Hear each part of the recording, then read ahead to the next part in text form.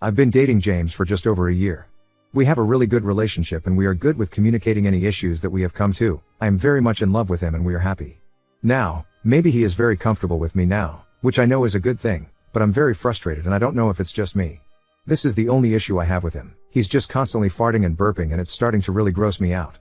It feels stupid to even type that. But it's really become excessive. We are both graduated from school and work full time. We do not live together, but he is starting to move into my apartment. This started about 5 months into our relationship and it has gotten progressively worse. He will burp constantly and blow it into my face, to a point where I will start dry heaving, because he thinks it's funny. He does the same thing with farting, always trying to do it on me because he thinks it's hilarious. I know it's normal. I grew up with 4 brothers, but he is constantly forcing it to happen. This is not once or twice. We have spent almost every night together the past 6 months, and it will happen all night. All night. I have asked him to please stop because I find it really gross, especially the burping because he will do it in my face and it turns my stomach and he will apologize but still continue to do it. Or lean in for a kiss and burp in my face instead, then laugh himself to the point of tears when I act disgusted. I thought maybe, at first, he was just really gassy and I should be more understanding because it's a natural bodily function. He does not do this when we are out to dinner or with friends. A few months ago we went to a wedding together with some members of his family and he accidentally burped really loudly like he normally does when he is alone with me, and our table went really silent and glared at him. I didn't want him to be embarrassed so I high-fived him and said good one. And the whole table started laughing and cheering and he pulled me aside and said he was thankful I did so, as he was humiliated but I broke the ice. I was a bit drunk and frustrated so I asked him why he does it to me constantly but he wouldn't do it in front of other people. His reasoning is that I am his girlfriend and he should be able to play around with me like that. That I was being a typical girl for finding it rude, uptight, high maintenance. I didn't want to argue about it, so I told him I was none of those things and he knew it. Cut the bullshit, we'll talk about it later when we're sober and just have a fun time at the party for now. And we did. But it never changes. I've tried to make plans to be out of the house when we see each other, because even though it seems ridiculous it's starting to stress me out. I can't talk to any of my friends about it because they think it's so funny. He is a very sweet guy, I like spending time with him, but I feel nauseous when we are alone together because it's just so gross. He is starting to work longer shifts so he wants to stay in a lot most nights to relax. He started doing it during sex, as a joke, and our sex life has really suffered because of it. A few nights ago he was texting me before he got off work, complaining about his day and he seemed really stressed out so I told him I would come over and I'll make his favorite and I'll make him forget about it. So I went over to his house and started cooking until he was off. After dinner he leaned in to kiss me, and I turned my head because I'm so used to him burping in my face. We had an argument because he was accusing me of cheating. We haven't been having sex. I told him it was because of the burping, and he said I needed to get over it, that he was only joking and I was being such a prude. That his girlfriend shouldn't reject a kiss from him yada yada. I told him that I've been saying this is a problem for a while, I don't think it's funny at all. I have thrown up because of it. He started to laugh as I said that.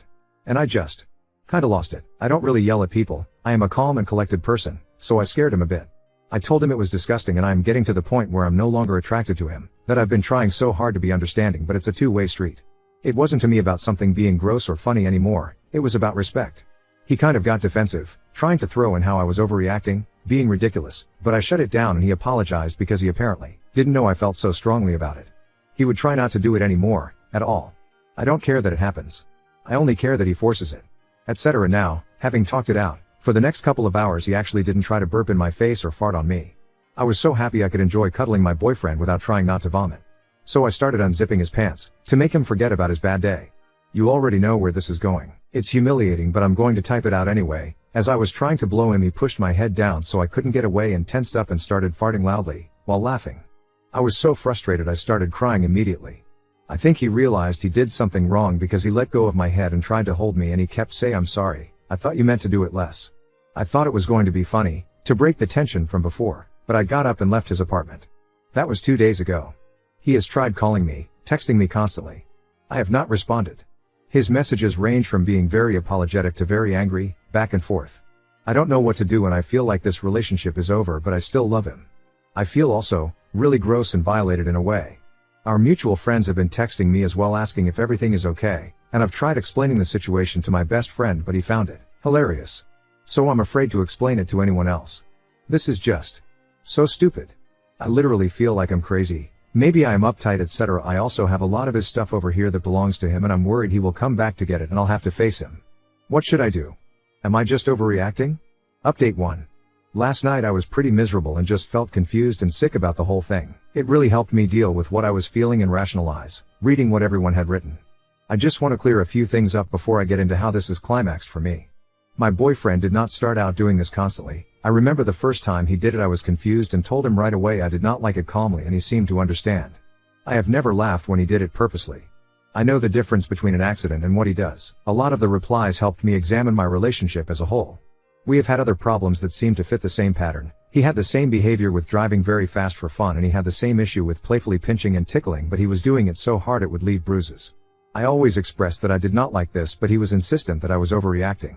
When I showed him he was actually hurting me, he stopped completely and never did it since. I didn't think it was an important thing to bring up. I think it's a bit harsh to call him abusive. Because he respected that boundary. I know a lot of people were suggesting that I do the same thing to him, or retaliate in the same way, and it might sound nice to entertain that fantasy, but I'm really not like that. I will never let someone else's actions define who I am as a person. I know I will never try to intentionally hurt someone, and that makes me have faith in myself. A few of you made me really cry because before I wrote my post I was completely unsupported and I felt alone and, well, really ridiculous and dumb. So thank you very much for taking the time to help me, even though I'm a stranger and none of you owe me anything, let alone your time and kindness. Thank you. Now on to today. I have not replied to any of James' messages. I blocked him on all devices. I feel like I basically told him it was over and he knew that. I have messaged a few of our mutual friends back saying that I would really appreciate it if they would just drop it, that everything is okay with me but the relationship is over between us. A post said I didn't have to explain the situation completely, so I did that. They seemed very understanding except one replied saying over a one-time incident? Get real lol, but we so long as you're happy it didn't really bother me, because I know the truth. It was hurtful that James may have lied, but I'd rather surround myself with people who value honesty. I also invited my best friend over and asked him if he could help me box all of James' belongings, to which he agreed right away. He kept asking me what happened, and if I was okay, so I showed him this post and he was disgusted. He apologized for laughing when I had tried to tell him earlier because he said he didn't know it was so serious. He offered to take James' belongings to him, but I made him promise to not be hostile or I'd ask someone else. He agreed. We spent a lot of the day in my apartment. When the front door opened. It's hard for me to articulate myself, but I'll try to type it exactly as it happened. We both heard it and stopped talking immediately. It was James. I'm not going to lie, I was immediately frightened and maybe I could have handled it better, but I kind of just stood there. I just didn't expect to see him. He has never showed up at my home or work without a warning. My friend asked him what the fuck he thinks he was doing here. James kept staring at me and ignored him, saying I thought you were dead or something. Why have you been ignoring me? My friend stepped in front of him and handed him one of the boxes and told him he could take his stuff and leave, that it was over and I didn't want to talk to him. James laughed and made a move towards me and said I needed to talk to him alone, but my friend moved in front of him and told him that he shouldn't be in my house uninvited, that it was illegal and he was going to call the police. Then James got really mad and twisted his face all weird, and I can't explain it, but he started yelling and it was like he wasn't the same person at all. He called me a slut and a cunt and said that I was some ridiculous princess, and he just kept going. My friend, telling him that's nice, now you need to leave or I'm gonna make you. And then James threw down his box and punched my friend in the face. I don't remember exactly, but my friend fell back and James came up to me and he grabbed me and started shaking me, saying I was stupid for throwing this all away and that I was probably sleeping with my friend. I was very afraid and I couldn't believe this was happening. My friend got up and grabbed him by the back of his shirt and threw him off me and shoved him out of my apartment. James ran away down the hall, kicking people's doors and screaming. My neighbor had come out of his apartment and asked what was going on, and I told him to call the ambulance because my friend was bleeding from his nose. I was so embarrassed. At the hospital I kept embarrassing myself, crying and apologizing to my friend while we were in the waiting room. His nose is broken, he keeps making Owen Wilson jokes / impressions, but he is okay. Now, I am at my friend's house because I'm afraid to go home. He said I can stay with him for as long as I need to. I feel really awful that my friend got his nose broken because I was a bad judge of character. I also feel really guilty that I got so scared I just kind of stood there and let my friend get hurt. My friend is taking me to the police station to file a report, but I just want this whole thing to be over, but he is being insistent because I need to do this to ensure my safety. This is my first relationship and I don't even know if this person was real. I didn't think this was even possible to happen. I don't understand what I missed and I feel like I'm vibrating inside because of how frightened I am. I want to go home to my apartment, but I'm afraid he will come back. The way my head is does not make any sense. I feel ashamed even writing all of this because it was from something so small and juvenile, so I don't know, I'm just handling it weird or my head is blowing it completely out of proportion. Update 2. It's been a trip rereading a post I made a decade ago. A friend of mine actually sent this to me because it reminded them of an anecdote I had shared with them a few years ago. Lo and behold, it was my own words. Rereading it has been a bit harrowing to say the least, but the mindset I had back then was completely different. I was a very meek person and my brothers treated me the same way in my own family dynamic. Obviously not with the sexual stuff, but being able to do things that bothered me or hurt me, and I wasn't allowed to complain, so it was normalized for me. To answer your question, no, my best friend and I did not end up together. We're still very close, but our relationship has always been platonic. I actually helped him with an ex a few years after this, though it consisted of less bodily functions. My gross ex. After this, and despite pressing charges, he did try to harass me for a while, almost a year if I recall correctly.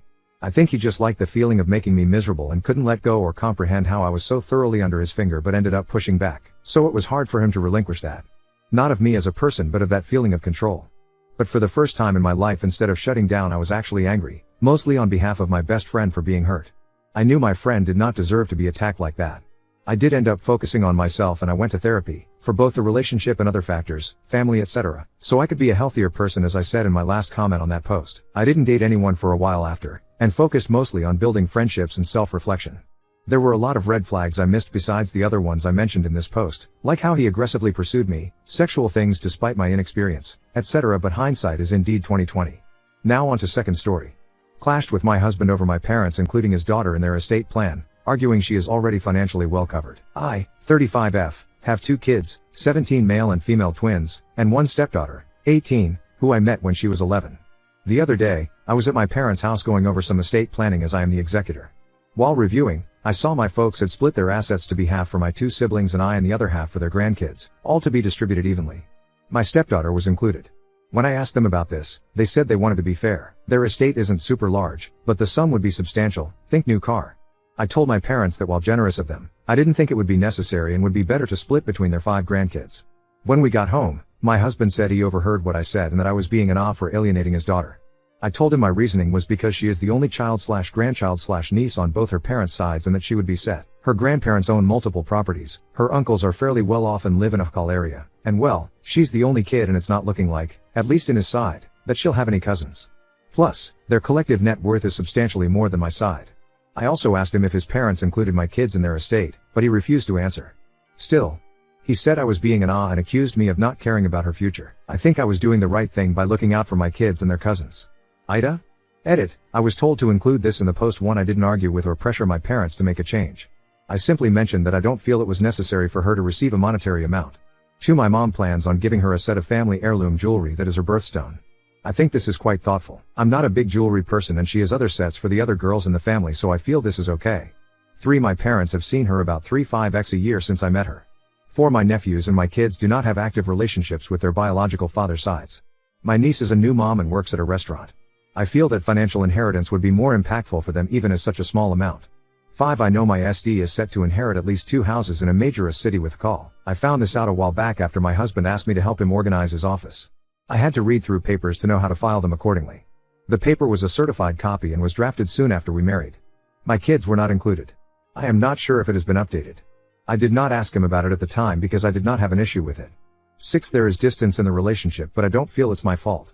I can explain this. When I met her mom for the first time, she made it very clear that I wasn't her mom. I didn't see this as an issue because I did not want to overstep, and as a mom myself, I could see where she was coming from and respected her request. But as time progressed, our opportunity to spend time together became less frequent. At first my husband had every other weekend visitation. It became less frequent as she became a teenager because she wanted to spend the night with friends, hang out, etc., which I see as normal teenager behavior. The other piece is that we were never invited to be included in major celebrations for her.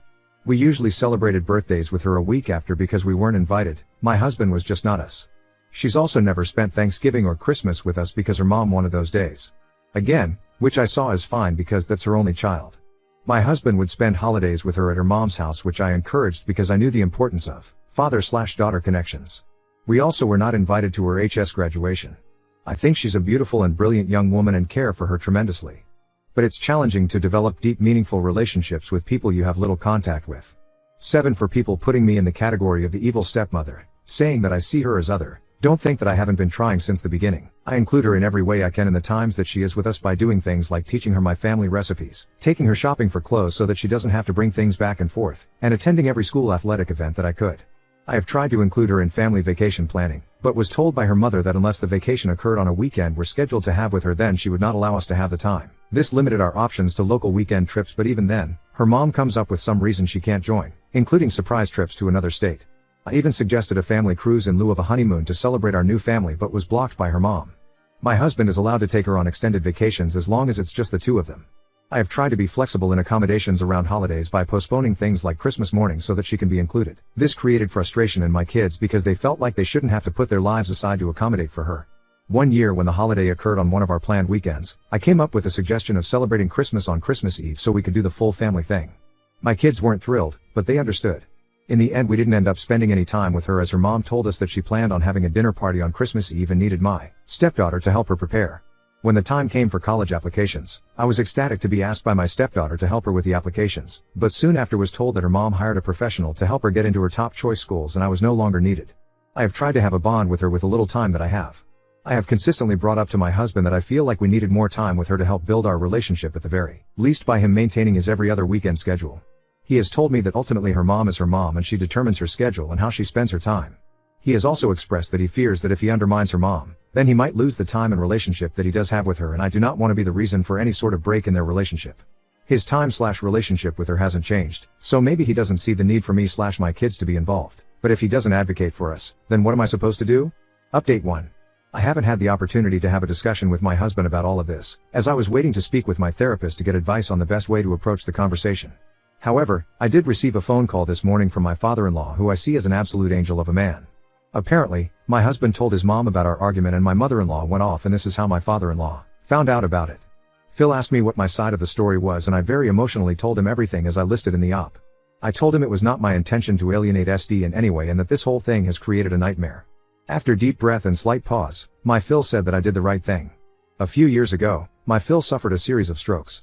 He said that this prompted him to want to reevaluate the estate to make sure that everything was in order. He is quite old, close to 90, and has a lot of underlying health issues.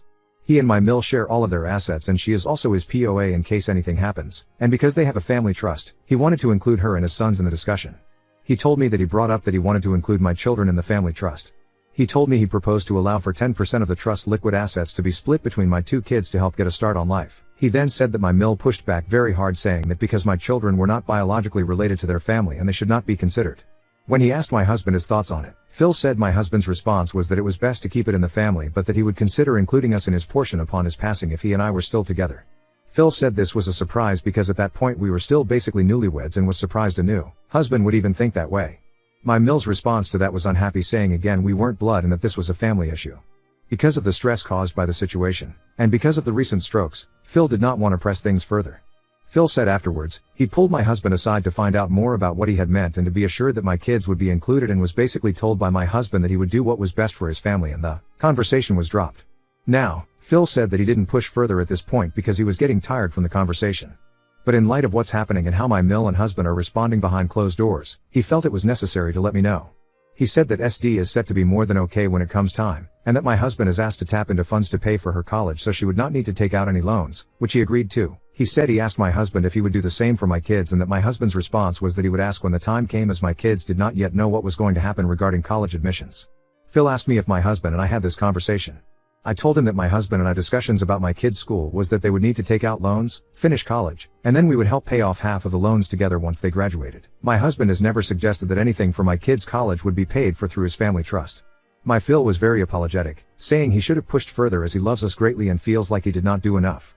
I told him it was not his fault and that he should not feel responsible for any of this, and that I did not want him to feel obligated to make any changes or bring it up with mill/husband because I knew it would create additional stress for him and I wanted him to take care of his peace. He said though his desire would be to do so, that since his wife and he have a joint estate, and that she is POA, that he felt like it would be more trouble than it's worth. He is blind and has a lot of mobility issues, so anything he does he is dependent on her. He also said that based on what he's heard on his side, he felt if he did update his will, then they would likely contest it, which would create a financial burden on my end, and he didn't want to create a negative situation. I told him again that it was okay and that we would be okay in life and that he was not responsible for anything that happened.